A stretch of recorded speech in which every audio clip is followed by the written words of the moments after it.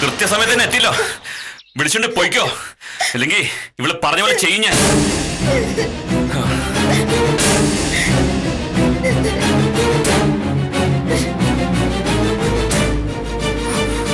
ഈശ്വര, സീതാലക്ഷ്മി ഇന്ന് കൊലപാതകം നടക്കും. പിന്നെ കൊല്ലാനിങ്ങോട്ട് വരട്ടെ. അമ്മ എന്നെ തല്ലി. അമ്മ നീ വാ, അമ്മ ചോദിക്ക. അരവിന്ദേട്ടാ, എന്താ ഇവിടെ നടക്കുന്നത്? എനിക്കറിയില്ല ലക്ഷ്മി, ഞാനൊന്നും അറിഞ്ഞതല്ല. ഇങ്ങനെ കള്ളത്തരം പറയരുത്. നിങ്ങൾ അറിയാതെ ഇവിടെ ഒന്നും നടക്കില്ല. ലക്ഷ്മി, നീ വിശ്വസിക്കണം. നിന്റെ മോളെ ഇറക്കി വിടാൻ ഞാൻ സമ്മതിക്കുമോ? ആരും പറഞ്ഞതല്ല, ഞാൻ സ്വയം ചെയ്തതാ. എന്റെ മോളെ തല്ല നിനക്കെന്താ അവകാശം? കള്ളത്തരം പറഞ്ഞ എന്നെ കൊടുക്കാൻ ശ്രമിച്ചാ കൊല്ലും ഞാൻ. എന്ത് കള്ളത്തരം പറഞ്ഞു? എന്റെ മോള് എന്ത് കള്ളത്തരാ പറഞ്ഞത്? തുറന്നങ്ങ് പറയാം. നിങ്ങളുടെ മോൾക്ക് വയറ്റിലുണ്ട്. അത് ഇവന്റെ കുഞ്ഞാണോ എന്നുള്ളതാണ് തർക്കം.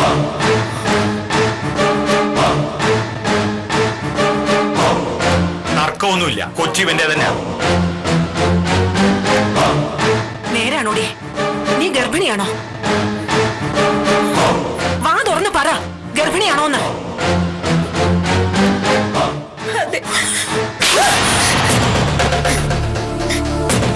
കുരുത്തം കെട്ടവളെ, പേരുദോഷം വരുത്തി വച്ചല്ലോടി നീ. ഇനി നാട്ടുകാരുടെ മുഖത്തെ എങ്ങനെ നോക്കും? വേണുവിന് പണ്ടേ എനിക്ക് ഇഷ്ടമായിരുന്നു. വേണുവിന് എന്നെ കല്യാണം കഴിക്കാന്ന് വേണു എനിക്ക് വാക്ക് തന്നു. അത് വിശ്വസിച്ചാ ഞാൻ. കല്യാണം കഴിഞ്ഞേ ഒരു കുട്ടിയുള്ള ചെറുക്കനാ ഇവൻ. അവൻ വാക്ക് തന്ന ഉടനെ നീ അങ്ങ് വിശ്വസിക്കൂ? അങ്കിളും പറഞ്ഞു അംബികയെ ഡിവോഴ്സ് ചെയ്തിട്ട് വേണുവിനെ കൊണ്ട് എന്നെ കെട്ടിക്കാന്ന്.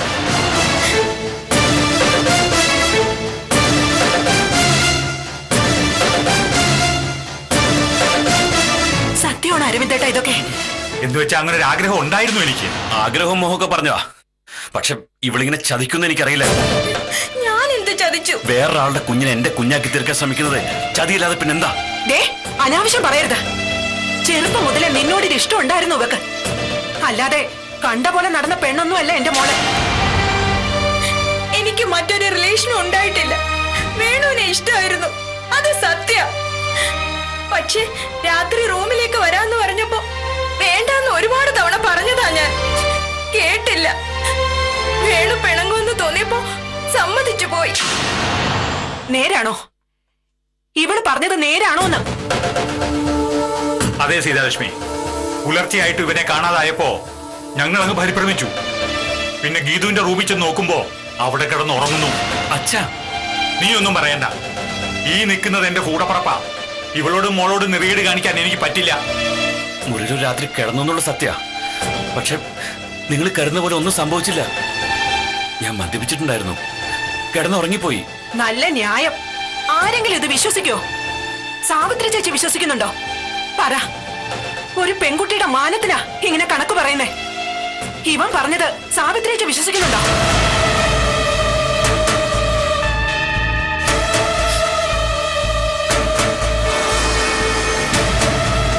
ഇല്ല. ഇത്തരം കാര്യങ്ങളിൽ ഒരു പെൺകുട്ടി കളവ് പറയുമെന്ന് ഞാൻ വിശ്വസിക്കുന്നില്ല.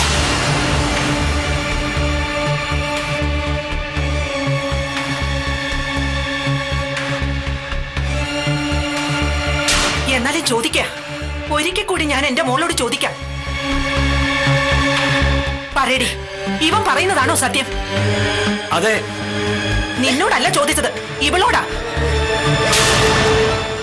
എന്നോട് ക്ഷമിക്കമ്മേ, ഞാൻ ചീത്തയായി പോയി. വേണുവേട്ടൻ എന്നെ കള്ളം പറയരുത്. വേണുവിന് എന്നെ ഇഷ്ടമല്ലെങ്കിൽ ഞാൻ ഇവിടുന്ന് ഇറങ്ങാം. പക്ഷെ പേരുദോഷം കേൾപ്പിച്ചിട്ട് വീട്ടിലേക്ക് ഞാൻ വരില്ല. വേറെ എവിടേക്കെങ്കിലും ഞാൻ പൊയ്ക്കോളാം. വേണുവിന്റെ കുഞ്ഞിനെ നശിപ്പിക്കാൻ മാത്രം പറയാതിരുന്നാ മതി. നീ എവിടേക്കും പോണ്ട, ഇവിടെ താമസിക്കണം. അംബികെ, ഇവിടെ താമസിച്ചേ പറ്റൂ. വേറെ എവിടെ താമസിച്ചാലും വേണുവേട്ടൻ പറയുന്നത് നേരാണെങ്കിൽ അത് തെളിയിക്കാൻ പറ്റില്ല.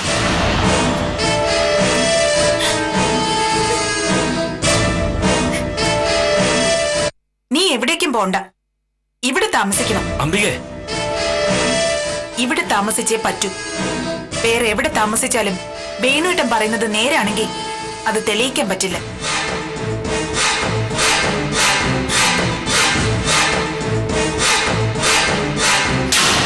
ഇനി അതല്ല ഗീത പറയുന്നതാണ് ശരിയെങ്കിൽ എന്റെ ഗതി ഇവൾക്കും വരരുത്. ഞാനെന്തായാലും ഇനി വേണുവേട്ടന്റെ ജീവിതത്തിൽ ഉണ്ടാവില്ല. ഇവൾക്കെങ്കിലും ഒരു ജീവിതം കിട്ടട്ടെ. അങ്ങനെ ഒരു ഔദാര്യമായിട്ട് ജീവിതം വേണ്ട എന്റെ മോക്ക്. ചോദിക്കുന്നത് എന്ത് സ്ത്രീധനമായിട്ട് തരും ഞാൻ. ഇനി അതല്ല ഉപദ്രവിക്കാനോ ഇവരിട്ട് പീഡിപ്പിക്കാനോ ശ്രമിച്ച എന്റെ കഴിവും സ്വാധീനവും അരവിന്ദേട്ടന് അറിയാലോ. വിടില്ല ഞാനിവനെ. ഇന്ന് ഞാൻ കണ്ട പോലൊരു കാഴ്ച ഇനി ആവർത്തിച്ച മനുഷ്യാവകാശ കമ്മീഷനും വനിതാ കമ്മീഷനും പരാതി കൊടുത്ത് നിന്നെ ഞാൻ അഴിക്കുള്ളിലാക്കും. കോടതി കേറി ഇറങ്ങി ഇവന്റെ ജന്മം തീരും. ഒരു തീരുമാനം അറിഞ്ഞിട്ടേ ഞാൻ ഇവിടുന്ന് പോകുന്നുള്ളൂ. വാ മോളെ. ഞാൻ പറഞ്ഞില്ലേ, അവളുടെ ഭർത്താവിന്റെ ആളുകള് അങ്ങ് ഡൽഹിയിൽ ഭരണ തലപ്പത്ത് വരെയുണ്ട്. പറഞ്ഞതാ. നീ ഏതായാലും ഒന്ന് സൂക്ഷിച്ചോ. അനുഭവിക്ക്. ഇവളുടെ കണ്ണീരിന്റെ നീ അനുഭവിക്കുന്നത്.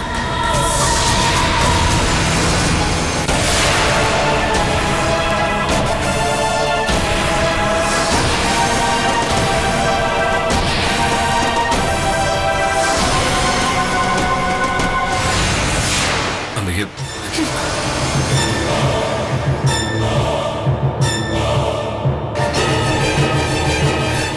എന്റെ കൊച്ചല്ല.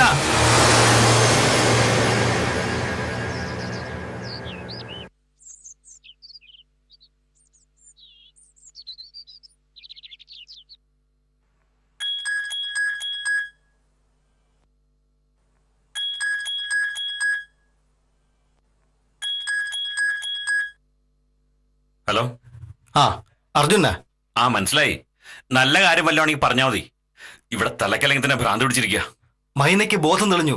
ഹോസ്പിറ്റലിൽ വന്ന് കൊണ്ടുപോകാൻ പറ്റുമെങ്കിൽ കൊണ്ടുപോയിക്കോളാൻ പറ. നന്നായി. അങ്ങനെ ഒരു നല്ല കാര്യങ്ങളും നടക്കട്ടെ. എന്നെ കൂട്ടണ്ട, ഞാൻ അവിടെ ഉണ്ടാവില്ല. അത് പറ്റില്ല. നീ അവിടെ വേണം. ആദ്യം ജോണി വന്ന് നിന്നെ കാണും. അത് കഴിഞ്ഞിട്ട് നീ പോകാവൂ. ഹോസ്പിറ്റലിൽ SP ഹരിശങ്കറും പിന്നെ പോലീസുകാരും ഒക്കെ ഉണ്ട്. അങ്ങോട്ട് വന്നാൽ ശരിയാവില്ല. അതൊക്കെ അവന്മാർ നോക്കിക്കോളും. ഹോസ്പിറ്റലും പരിസരവും കൃത്യമായിട്ട് അറിഞ്ഞാലേ അവർക്ക് എന്തെങ്കിലും ചെയ്യാൻ പറ്റൂ. ശരി.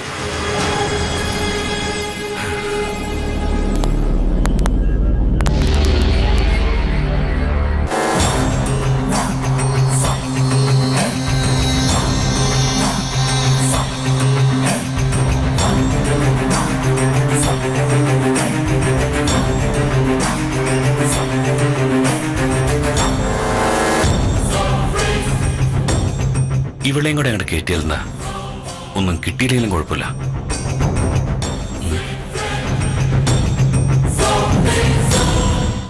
ബോധം തെളിയ സമയമെടുത്തപ്പോ സത്യത്തിൽ ഞാനൊന്ന് പേടിച്ചിരുന്നു. ചില കേസുകളിൽ അങ്ങനെ തന്നെ കിടന്ന് ബ്രെയിൻ ഡാമേജ് ആവാറുണ്ട്. അപ്പൊ കോമ സ്റ്റേജിലേക്ക് മാറി പേഷ്യൻസും ഉണ്ട്. ജീവനോടെയുള്ള ഒരുതരം ഉറക്കം. ഉള്ളിൽ ബോധം ഉണ്ടാവും, പക്ഷെ പ്രതികരിക്കാനാവില്ല. മൈനയുടെ അവസ്ഥ അങ്ങനെയാണോ എന്നിടയ്ക്ക് തോന്നിപ്പോയി. പക്ഷേ ബൈ ഗോഡ്സ് ഗ്രേസ് ഒന്നും സംഭവിച്ചില്ല. She's perfectly alright now. സംസാരിച്ചോ അവള്? സംസാരിക്കാൻ മാത്രമായില്ല, അതിന് സമയമെടുക്കും. ഞമ്മളൊന്ന് കയറി കണ്ടോട്ടെ ഡോക്ടർ? പിന്നെന്താ, കാണാം. നിങ്ങളല്ലേ കാണേണ്ടത്. പക്ഷേ ഇപ്പൊ വേണ്ട. മറ്റൊന്നും കൊണ്ടല്ല, ബോധം തെളിഞ്ഞു കഴിഞ്ഞപ്പോ താനെ കണ്ണടഞ്ഞു പോകുന്ന വിധത്തിൽ ക്ഷീണം ഉണ്ടായിരുന്നു മൈനയ്ക്ക്. അതുകൊണ്ട് ഒരു ഇഞ്ചക്ഷൻ കൊടുത്തു. മയങ്ങിക്കിടക്കുക. 1 മണിക്കൂറിനകത്ത് ഉണരും. എന്നിട്ട് കണ്ടാ പോരെ? മതി, സാവകാശം മതി. ബോധം തെളിഞ്ഞെന്ന് പറഞ്ഞപ്പോ തന്നെ സമാധാനമായി. ഇന്ന് വരെ നീ ജീവിതത്തിൽ മണ്ടത്തരങ്ങൾ മാത്രമേ കാണിച്ചിട്ടുള്ളൂ. എന്റെ വയറ്റിൽ തന്നെ പിറന്നല്ലോടി നീയെ. ഞാൻ എന്ത് ചെയ്യണമായിരുന്നു എന്ന് അമ്മ ഈ പറയുന്നേ? നിന്നോട് ഇങ്ങോട്ട് പോരുമ്പോ ഞാൻ എന്താ പറഞ്ഞു വിട്ടത്? വേണുഗോപനെ കൂടെ നിർത്തണമെന്ന് പറഞ്ഞില്ലേ? നിന്റെ വയറ്റിൽ കിടക്കുന്നത് അവന്റെ കുഞ്ഞായിട്ട് അവന് ഉറപ്പ് തോന്നണമെന്ന് പറഞ്ഞില്ലേ? അതെങ്ങനെയാ? അത് ഞാൻ പറഞ്ഞു തരണോ? വീട്ടിലെ ജോലിക്കാരൻ ആശാരി ചെറുക്കനെ ഇരുട്ടത്ത് മുറിക്കകത്ത് വിളിച്ചു കയറ്റിയിട്ട് ഈ കോലത്തിലായത് ഒന്നും പറഞ്ഞു തന്നിട്ടല്ലോ. ഞാൻ എന്ത് ചെയ്യാനാ അമ്മേ? ഒതുക്കത്തിൽ ആരും അറിയാതെ വേണുവിനെ ഞാൻ മുറിക്കകത്ത് വിളിച്ച് കയറ്റിയതാ. പക്ഷേ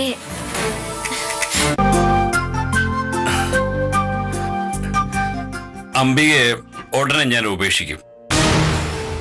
ഇനി എന്റെ ജീവിതം നിനക്കുള്ളതാ. എങ്ങനെയാ അവളെ ഉപേക്ഷിക്കുക? പോകാൻ അവള് സമ്മതിക്കില്ല. അറ്റകൈക്ക് അച്ഛനൊരു പണി കണ്ടു വച്ചിട്ടുണ്ട്. എന്താ അത്? അത് പറയാൻ പാടില്ല. ഓ, എന്നോട് പറഞ്ഞൂടെ? നിന്നോട് പറയാം. അവളെ പോലീസിനെ കൊണ്ട് പിടിപ്പിക്കും. ഇമ്മോറൽ ട്രാഫിക്കിന്.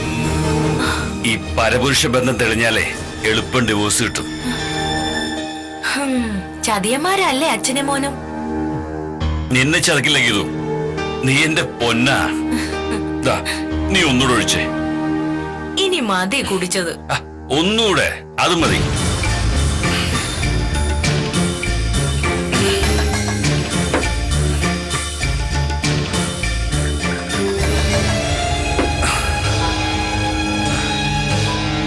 വേണു, വേണു, നീ എന്റെ പെണ്ണ. നീ എന്റെ പെണ്ണ. വേണു. എന്റെ മാത്രം പെണ്ണ.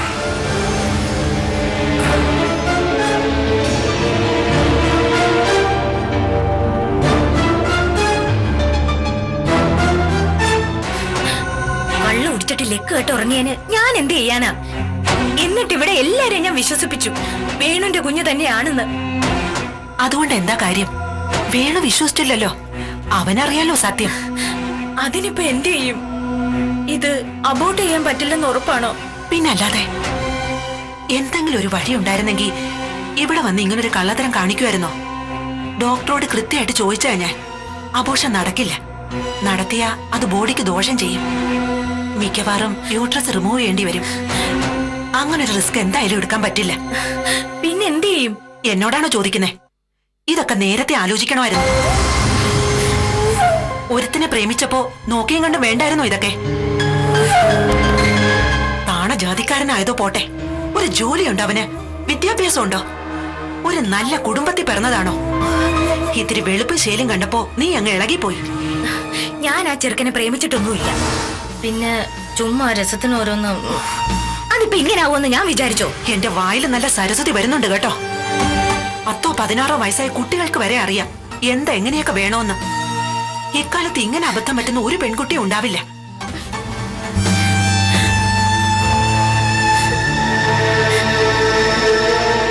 ഇനിയിപ്പൊ ഇങ്ങനെ ആലോചിച്ചിരുന്നിട്ടൊന്നും ഒരു കാര്യമില്ല. ഇവിടെ തന്നെ മാക്സിമം പിടിച്ചു നിൽക്കാൻ ശ്രമിക്കാം. കഴിഞ്ഞില്ലെങ്കിൽ പിന്നെ എന്ത് ചെയ്യാനാ? ആ തെണ്ടിയെ തന്നെ ഏൽപ്പിക്കേണ്ടി വരും, ആ ആശാരി ചെറുക്കനെ. ഞാൻ പോവില്ല അവന്റെ കൂടെ. കൾച്ചറലെസ് ആൾക്കാർ അവന്റെ കുടുംബക്കാര്. കോഴിക്കോട് പോലത്തെ ഒരു വീടും അതിനകത്ത് നിറച്ച് മരപ്പൊടി. ഇതൊക്കെ ആലോചിച്ചില്ലായിരുന്നോ രഹസ്യക്കാരനാക്കിയപ്പോ?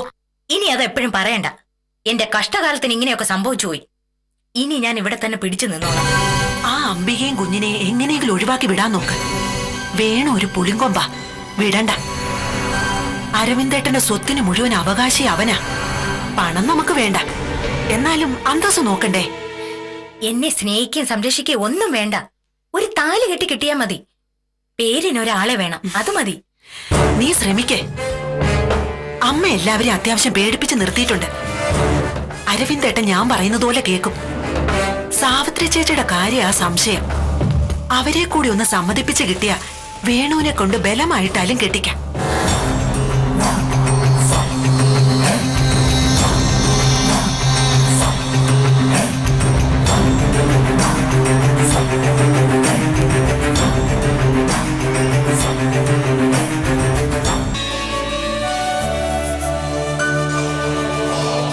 അച്ഛമ്മേ, എന്താ അച്ഛമ്മേ ഇവിടെ എന്നും വഴക്ക്? ഇതൊരു വീടാണോന്ന് പോലും സംശയമുണ്ട് മോളെ. ഇവിടെ ഓരോരുത്തർ വരുന്നു, വഴക്ക് കൂടുന്നു, തല്ലുകൂടുന്നു, വേണ്ടാധീനം കാണിക്കുന്നു. ഇതിപ്പോ വീടൊന്നുമല്ല. മോള് ചോദിക്കുകയായിരുന്നു ഈ വീട്ടിൽ എന്താ എപ്പോഴും വഴക്കുന്ന. ഇവിടെ നടക്കുന്ന മറ്റുള്ള കാര്യങ്ങളൊന്നും കൊച്ചിനറിയില്ലല്ലോ. അമ്മേ, ഞാൻ നന്നായിട്ട് ജീവിച്ചിട്ടില്ല. ഇപ്പോഴും നന്നായിട്ടല്ല ജീവിക്കുന്നത്. നോട്ട് ഇരട്ടിപ്പിക്കൽ മുതൽ അമ്മ കേട്ട ഞെട്ടുന്ന പല വൃത്തികേടുകളും ഞാൻ ചെയ്തിട്ടുണ്ട്. അത് ഏറ്റു പറഞ്ഞുകൊണ്ടും അതിന്റെ കൂടെ തന്നെ ഞാൻ പറയാം, ഞാനും ഗീതും തമ്മിൽ ഒരു ബന്ധം ഉണ്ടായിട്ടില്ല. അവളുടെ വയറ്റിൽ വളരുന്നത് എന്റെ കുഞ്ഞല്ല, എന്റെ ഈ ഒറ്റ മോളാണ് സത്യം.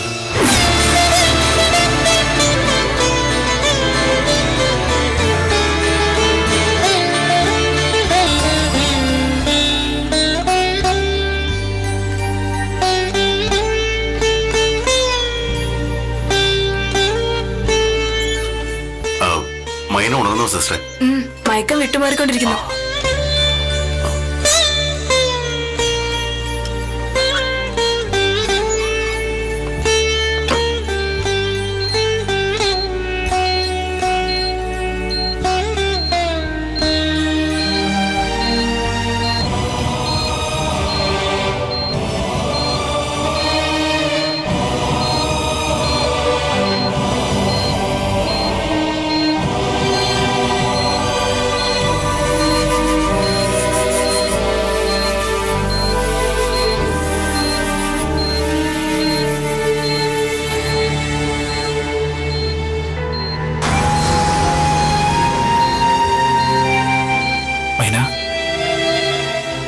സിദ്ധുവേട്ടാ, നമ്മുടെ കുഞ്ഞ്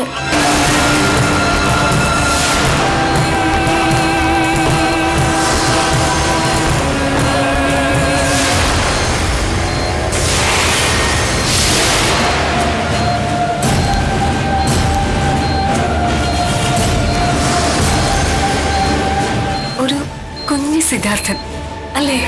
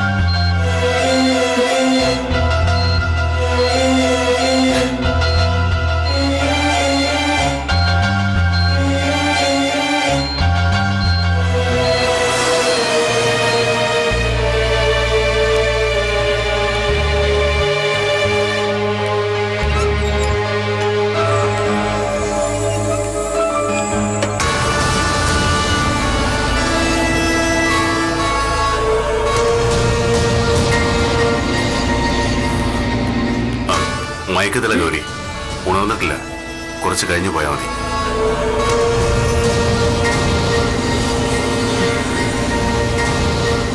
എനിക്ക് അവളൊന്ന് കാണാത്തതിന്റെ വിഷമമുണ്ട്.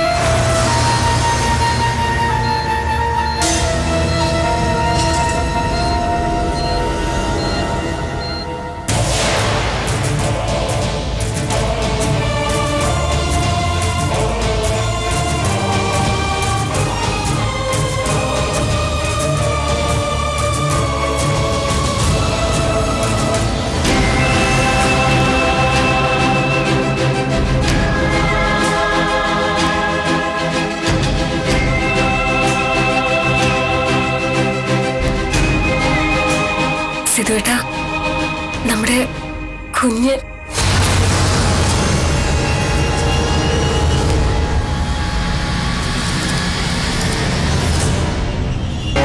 സത്യത്തിൽ എന്താ ഏട്ടാ സംഭവിച്ചത്?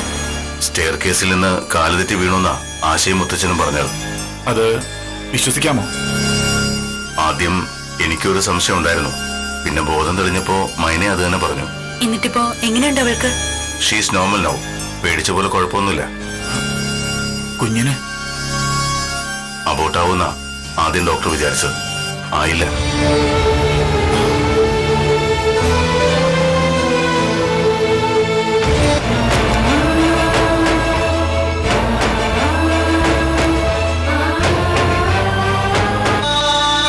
എന്താ ഹരിയേട്ടാ? നീ എന്താ വന്നത്? ഇവിടെ എന്താ സംഭവിച്ചെന്ന് പറ. അത് പിന്നെ ഈ വഴി പോയപ്പോ വെറുതെ ഒന്ന് കയറിയതാ ഞാൻ.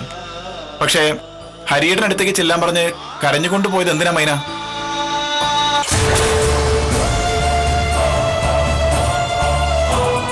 എന്റെ തൊട്ടടുത്ത മുറിയിലായിരുന്നു ഹരിയേട്ട. ഒരു കരച്ചിൽ കേട്ടതോ ഞാൻ. പിന്നെ ഞാൻ കണ്ടു ഒരു പെൺകുട്ടി ഓടുന്നത്, ഒരു നിഴല് പോലെ ഞാൻ കണ്ടതാ. പക്ഷേ അത് മൈനയാണെന്ന് ചിന്തിക്കില്ലല്ലോ. ഒരു നിമിഷം അതാരാണെന്നൊന്ന് നോക്കാൻ തോന്നിയിരുന്നെങ്കിൽ നമ്മുടെ മൈനയെ രക്ഷിക്കായിരുന്നു.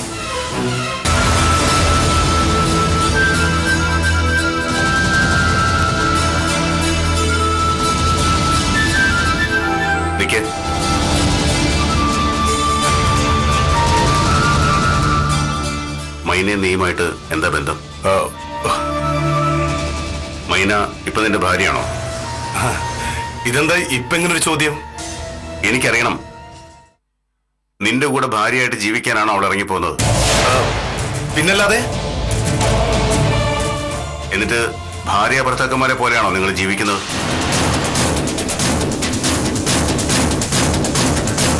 ആണോ? അതെ. നിന്റെ കുഞ്ഞാണോ അവളുടെ വയറ്റില്? അത് നേരത്തെ പറഞ്ഞതല്ലേ. ഇപ്പൊ പറയണം. അതെ. എന്നായിരുന്നു നിങ്ങൾ തമ്മിലുള്ള ഫിസിക്കൽ റിലേഷൻ? എവിടെ വെച്ചായിരുന്നു?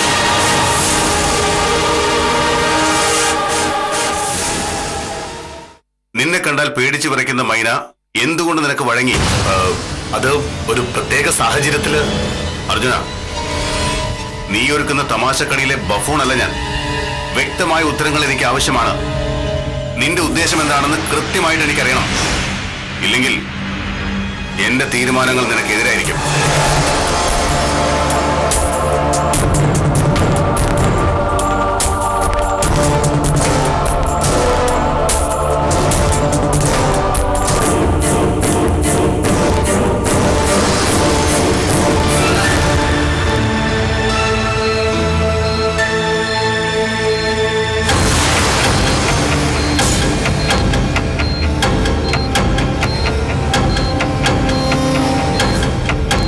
എങ്ങനെയുണ്ട്? ആരോ ഉപദ്രവിച്ചത് ഓർമ്മയുണ്ടോ? ആരോ ഉപദ്രവിച്ചത് ഓർമ്മയുണ്ടോ?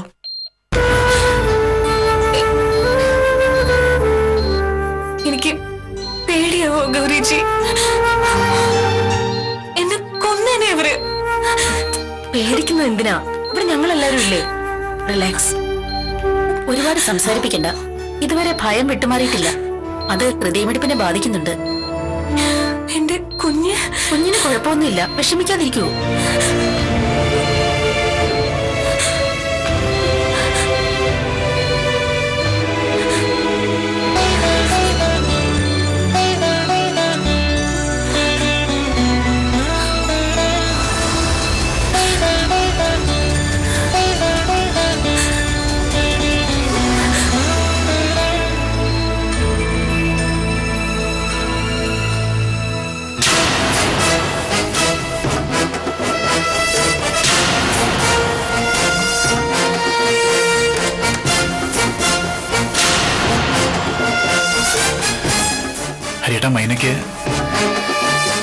ഹരിയേട്ടാ, മൈനയ്ക്ക് ഇപ്പൊ എങ്ങനെയുണ്ട്?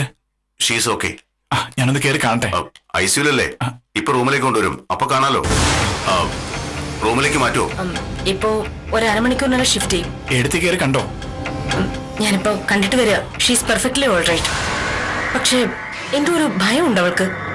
അത് ഹാർട്ടിന്റെ വേരിയേഷനെ ബാധിക്കുന്നു. പ്രോബ്ലംസ് എന്തെങ്കിലും? നത്തിങ്. ഇപ്പോൾ ഉള്ള പ്രശ്നങ്ങളെല്ലാം മനസ്സിന്റെ. ആ പേടിയൊന്ന് വിട്ടുമാറിയാൽ എല്ലാം ഓക്കെ ആവും. No problem. ഞാൻ ഡോക്ടർ ക്രിസ്റ്റിനെ ഒന്ന് കാണട്ടെ.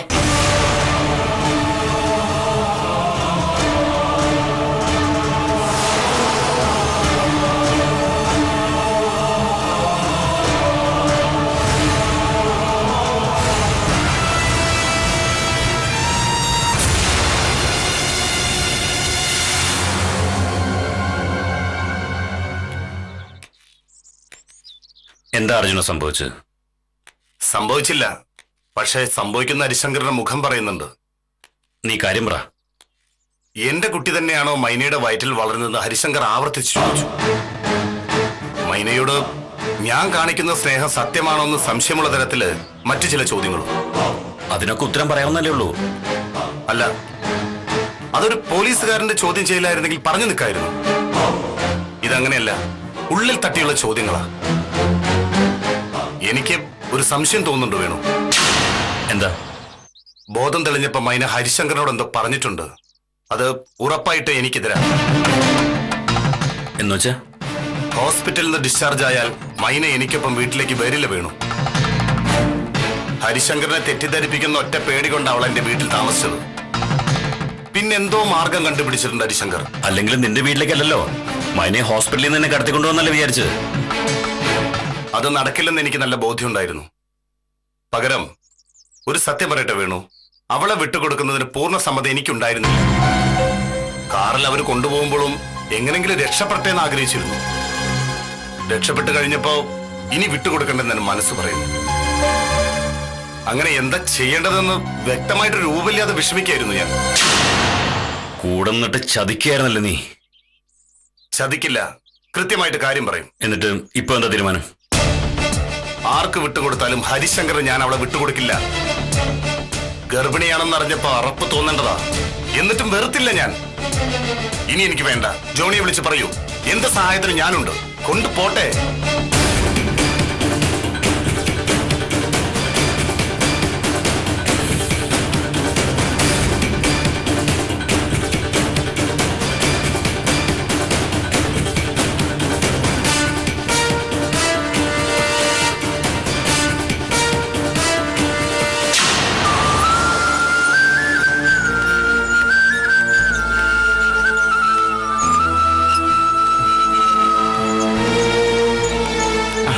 ഹരിയേട്ടാ, ദാ മൈനയെ കൊണ്ടുവരുന്നു.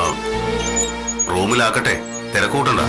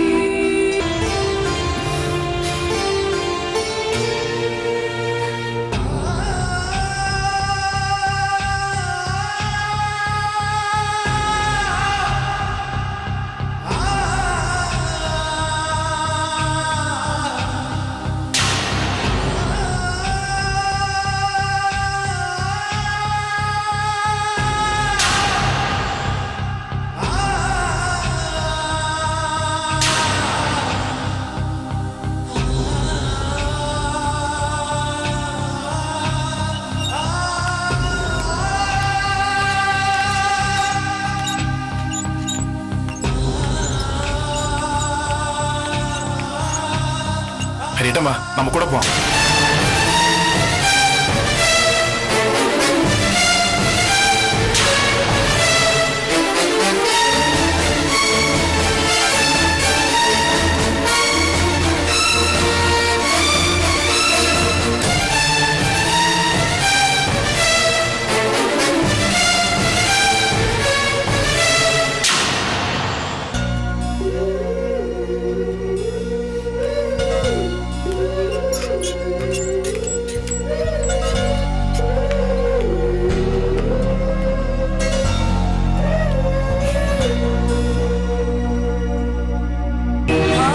കുഴപ്പമൊന്നുമില്ലല്ലോ നിനക്ക്? ഞാനുണ്ടായിരുന്നു അവിടെ, പക്ഷേ അറിഞ്ഞില്ലടാ. അറിഞ്ഞിരുന്നെങ്കിൽ എന്റെ ജീവൻ പോയാലും രക്ഷിച്ചേനെ ഞാൻ.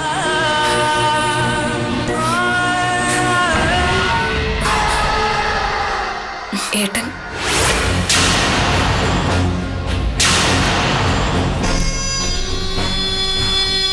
ഏട്ടാ, കുഴപ്പമൊന്നുമില്ലല്ലോ. ഇല്ല. ആരാ ഉപദ്രവിച്ചെന്ന് അറിയാവോ മോൾക്ക്? എന്നുവെച്ചാ കണ്ടാ തിരിച്ചറിയാവോ? ഒരാളെ എനിക്ക് ശരിക്കും കണ്ടാൽ തിരിച്ചറിയാൻ പറ്റും. എത്ര പേരുണ്ടായിരുന്നു? 3 പേര്. എന്തിനാ ഏട്ടാ അവരെന്നെ? അന്വേഷിക്കുന്നുണ്ട്.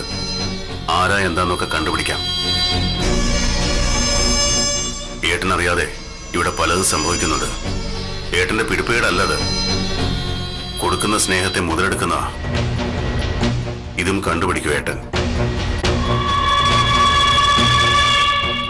അതിപ്പോ ഏട്ടന്റെ ആവശ്യമായി പോയി.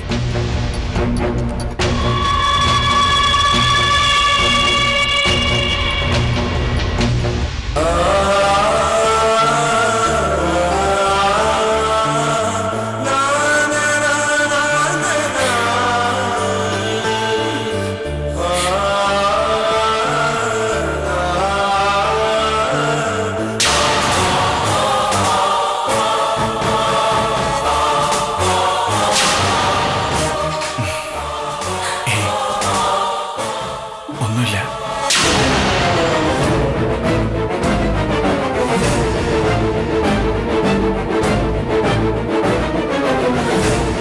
ഒന്നും ആലോചിച്ച് വിഷമിക്കരുത് കേട്ടോ.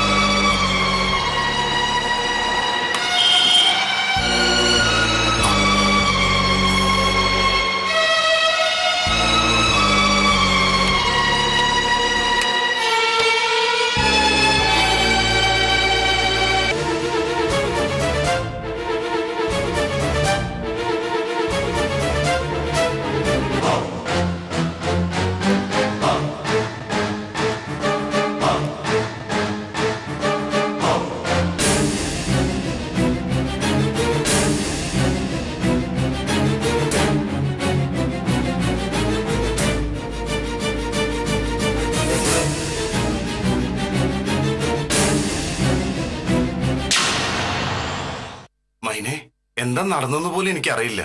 ഞാൻ അബോധാവസ്ഥയിലായിരുന്നു. അർജുനേട്ടന് അറിയാമായിരുന്നോ ആ വന്ന ആൾക്കാരെ? ഇല്ല. പക്ഷേ അവർക്ക് അർജുനേട്ടൻ അറിയാമായിരുന്നു.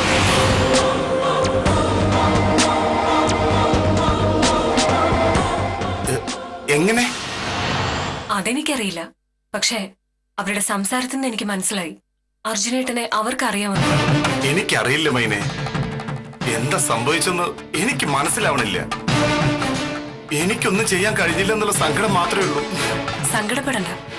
ഇനി എനിക്ക് വേണ്ടി ഒന്നും ചെയ്യേ വേണ്ട. എന്താ നീ അങ്ങനെ പറഞ്ഞ? ഭയം. അർജുനേട്ടൻ കാണിക്കുന്ന ഈ അമിത സ്നേഹത്തോട് ഭയമാ എനിക്ക്. എന്താ മൈനെ ഈ പറയുന്നത്? ഞാൻ എന്ത് ചെയ്തിട്ടാ? ഒന്നും ചെയ്യണ്ട. എന്നെ ഒന്ന് സ്വസ്ഥമായിട്ട് വിട്ടാ മതി.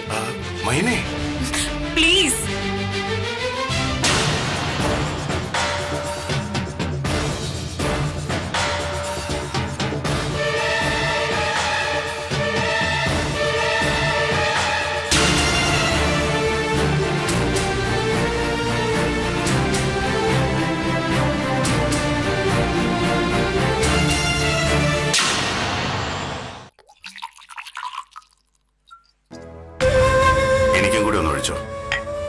അതെന്താ പതിവില്ലാത്ത ശീലം?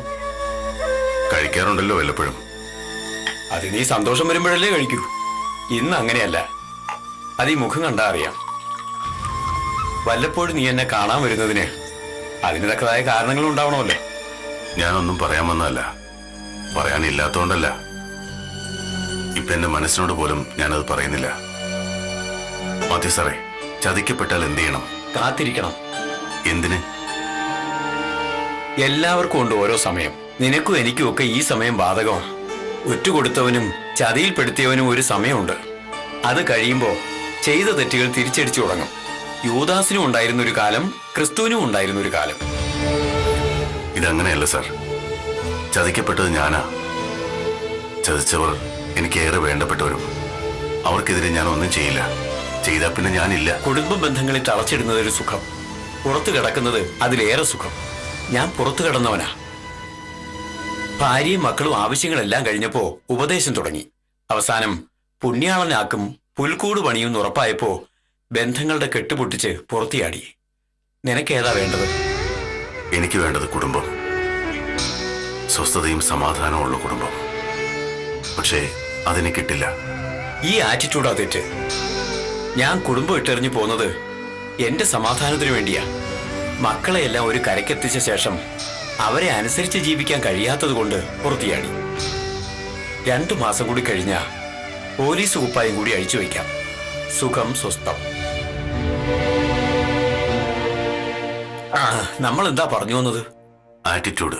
Yes, attitude. അതൊരിക്കലും മാഗ്നറ്റിക് ആവരുത്. പല വഴിക്ക് പിരിഞ്ഞാലും ഒരിടത്ത് ഒത്തുകൂടുന്ന നദിയുടെ ഒഴുക്കായിരിക്കണം ജീവിതം. ഇപ്പോൾ തകരുമെന്ന് ഹരിക്ക് തോന്നുന്ന ബന്ധങ്ങൾ തകരില്ല ഹരി. തകരാൻ സമ്മതിക്കില്ലെന്ന് ഒരു ആറ്റിറ്റ്യൂഡ് ഉണ്ടാക്കി നോക്ക്. വഴി താനേ തെളിഞ്ഞു വരും. ഹരി കുടുംബത്തിൽ നിന്ന് ലോകത്തെ നോക്കി കാണുകയാ.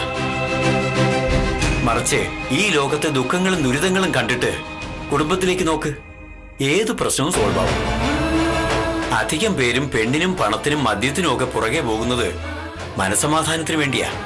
എങ്ങുനിന്നും കിട്ടാത്ത ഒരു സാധനം അത്. നമ്മൾ നമ്മുടെ മനസ്സിൽ തന്നെ ഉണ്ടാക്കിയെടുക്കേണ്ടതാ സമാധാനം. അതിനുള്ള അറ്റ്മോസ്ഫിയർ നീ തന്നെ കണ്ടെത്തും. എല്ലാ പ്രശ്നങ്ങൾക്കും സൊല്യൂഷനും കണ്ടെത്തും. You are an officer. IPS training കഴിഞ്ഞ ഒരു ഓഫീസർ. നിനക്ക് എന്തും നേടാനുള്ള മെന്റൽ പവർ ഉണ്ട്. അത് നീ തിരിച്ചറിഞ്ഞാൽ മതി.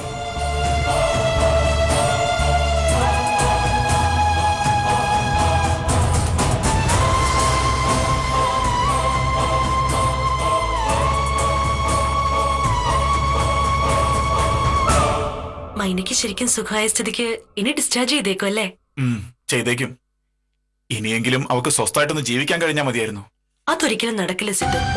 അർജുന്റെ കൂടെ ഒന്നും മനസമാധാനത്തോടെ ജീവിക്കാൻ പറ്റില്ല. എങ്കി അവിടുന്ന് മാറണം. സ്വസ്ഥത കിട്ടുമല്ലോ. സിദ്ധു എന്തായി പറയുന്നേ? അവന്റെ കുഞ്ഞിനെയും വയറ്റിലിട്ടുകൊണ്ട് അവൾ എവിടെ പോവാനാ? അവിടെ കിടന്ന് നരകിക്കും. മനസ്സാ, നീ ഇങ്ങനെ ശാപം പോലെ ഓരോന്ന് പറയരുത്. അവൾ എങ്ങനെയെങ്കിലും ജീവിച്ചോട്ടെ. എന്റെ സങ്കടം കൊണ്ട് പറയുന്നതാ സിദ്ധു. അർജുനനെ നിന്ന് അവളെ രക്ഷപ്പെടുത്താൻ ഞാൻ എത്ര കഷ്ടപ്പെട്ടതാന്നറിയോ? ഇവിടെ കൊണ്ടുവരാൻ ആദ്യം ഗൗരിയച്ച് സമ്മതിച്ചില്ല. പിന്നെ പിറകെ നടന്ന് പറഞ്ഞു സമ്മതിപ്പിച്ചതാ. എന്നിട്ടിപ്പോ കുടുംബത്തിന് പേരുദോഷം വരുത്തി വെച്ചിട്ട് പോയി. സംഭവിച്ചു പോയില്ലേ? ഇനി അതൊന്നും മനസ്സിൽ വെക്കരുത്. മനസ്സിൽ നിന്ന് കളഞ്ഞാലും എനിക്ക് അവളെ സ്നേഹിക്കാൻ പറ്റില്ല. അത്രയ്ക്ക് വെറുത്തുപോയി ഞാൻ.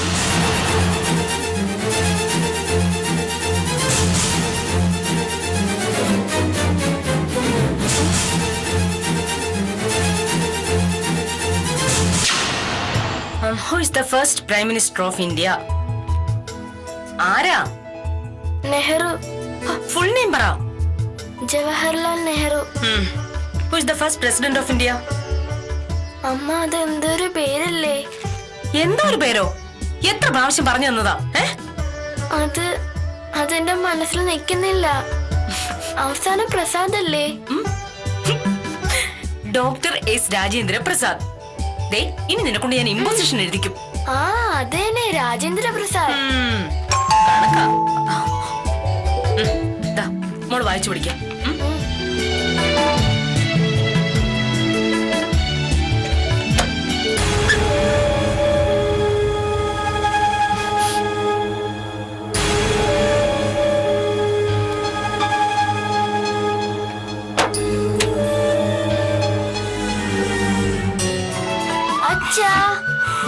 ഭയങ്കര ഹെവി അച്ഛാ ഈ ജിക്ക്.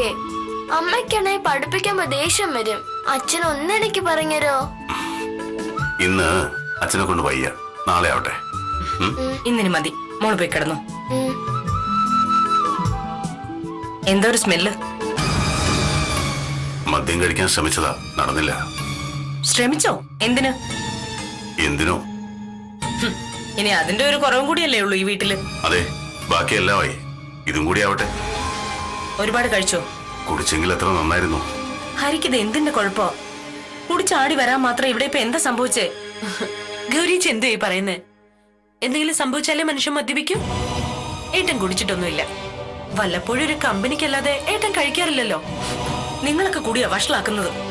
ആയിക്കോ, എന്താന്ന് വെച്ചാ ആയിക്കോ. ഏട്ടൻ ഫ്രഷ് ആയിട്ട് വാ, ഞാൻ ആഹാരം എടുത്തു വെക്കാം. സിദ്ധാർത്ഥനവിടെ? റൂമിലുണ്ട്.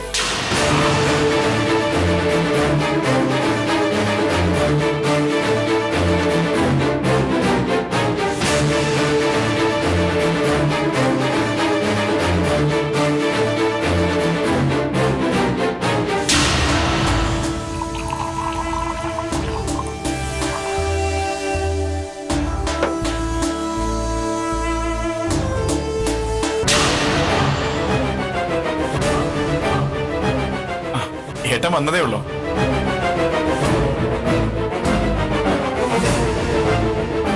എന്തേട്ടാ?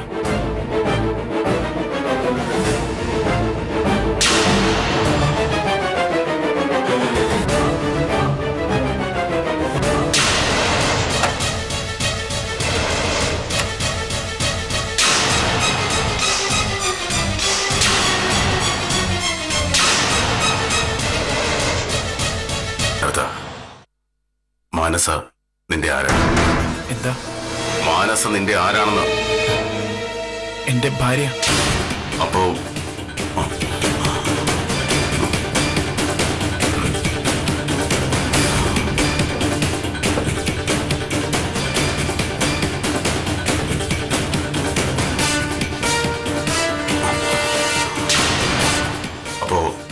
മൈനിയോ?